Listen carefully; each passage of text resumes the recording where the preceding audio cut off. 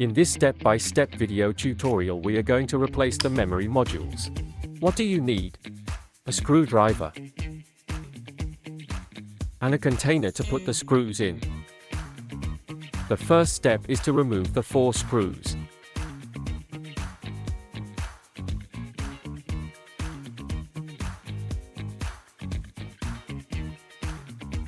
Flip the NUC box the right side up.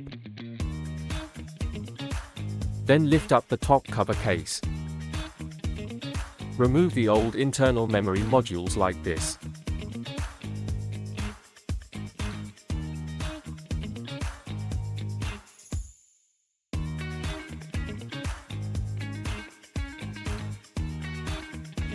Insert the new ones and slightly press them down.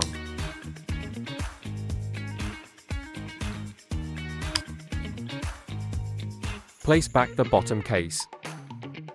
Make sure that the front arrow aligns with the power button. The final step is to put back the 4 screws.